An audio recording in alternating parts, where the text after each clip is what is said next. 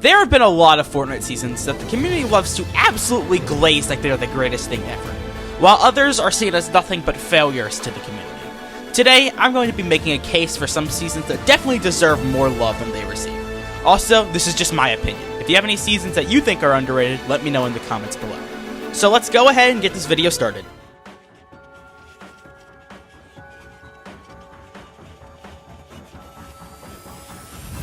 When I think of underrated seasons, Cubed is the first one that comes to mind. This season was genuinely perfect, and yet nobody seems to talk about it at all. It's definitely a top 3 season for me, yep, maybe top 2, and yet receives absolutely no recognition from anyone. The only thing I can see someone actually complaining about this season is the lack of map changes at launch. I mean, not a single new main location is actually kind of pitiful, but with the pyramid getting added during Halloween, it really added some needed spice. This season also has my favorite battle pass. Yes, you heard that right, I think this battle pass is better than Chapter 2 Season 2. The worst skin in my opinion is definitely the Cube Queen, but even then, just because she was an actually secret skin, and because she wasn't a collab, that bumps her up a lot. I kinda wish they used a lot of these Battle Pass characters more. I think Charlotte and Core are the only ones that we got, like, reskins of, and they're the only ones that people actually use nowadays. The loophole was also a highlight, despite having the lever action shotgun, which is the worst shotgun of all time. Voting stations were also added this season, which was a really cool idea to let the community decide what to add. Plus, this season had the last good Halloween event. Season 8 was also peak storyline, as this was like peak IO versus 7. Finally, this season ended with one of the best live events ever, the Island Flip. Season 8 is just everything I could have ever wanted from a Fortnite season and more, and yet no one talks about it.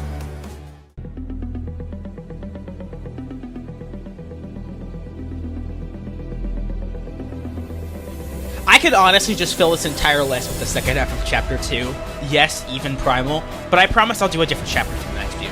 But I'm just going to be completely honest for this one, this is the greatest season of all time, and it's not even close. The only season I think is even on par with Chapter 2 Season 7 is ironically Chapter 2 Season 8.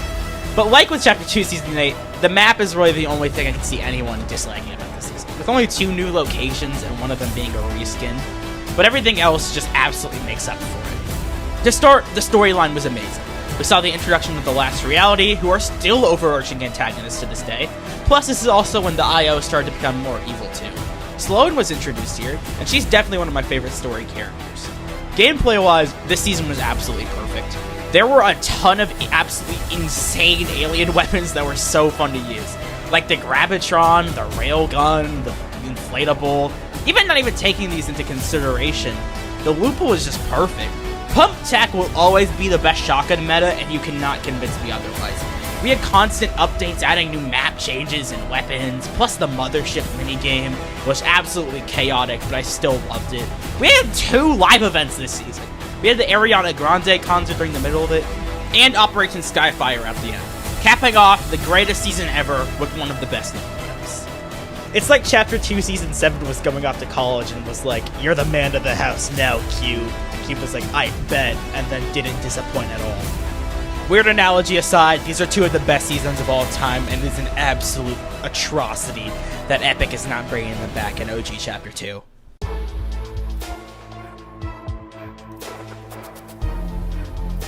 So before I sing this season's many praises, I do have to knock points because this battle pass is actually atrocious. This is easily my least favorite battle pass of all time. Like, I take the 2 skins from Season 1 over this garbage. The only good skin is Meowskull's, and even then she's only good in a vacuum where the internet doesn't exist, because look what they did to her! Also, I know I've talked a lot of crap about this season in the past. It was even ranked in my bottom 5 at one point. But I've changed. This season's really underrated.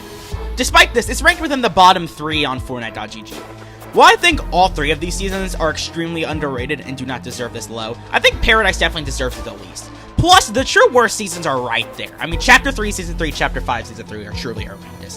Which is going to be my next video, well, at least my next Fortnite video, where I look at the bottom 5 and determine which is the worst. It's definitely going to be ranked. Anyways, back on topic, Paradise is an extremely underrated season. Firstly, the loophole is probably the most interesting and creative out of any season ever. Shotguns were all very gimmicky, but I think that worked to the season's advantage. The only non-gimmicky one was the lever action. The less said about that thing, the better.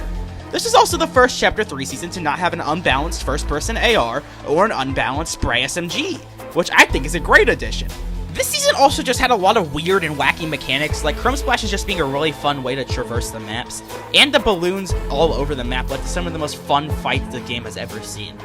Also, a not talked about mechanic is keys, which were an absolutely amazing way of just getting good loot fast throughout this season and the rest of Chapter 4 in general. Another great thing about this season was the map. Artemis by itself is already one of the best maps, and I feel like Paradise used it to its advantage to show how destructive Chrome truly is. Cloudy Condos and Flutterbarn are two of my absolutely favorite locations of all time, and there were a lot of great landmarks across the map too that were just really fun, like the random scrapyard Cypher PK used to land at south of Shifty Shafts, and Grim Gables, which is actually one of the most underrated locations of all time. Like, nobody talks about this place. Another great thing about this season was the atmosphere, bro. This season actually felt like Fortnitemares was the entire season, which is why I wasn't that upset when the Fortnitemares event sucked. Overall, I think Chapter 3 Season 4 is the black sheep of Chapter 3. It definitely feels different than everything else, almost like a new era, where Fortnite just tried experimenting with whatever the heck they wanted to, which I'd say we're still in, for better or for worse. Speaking of for better though,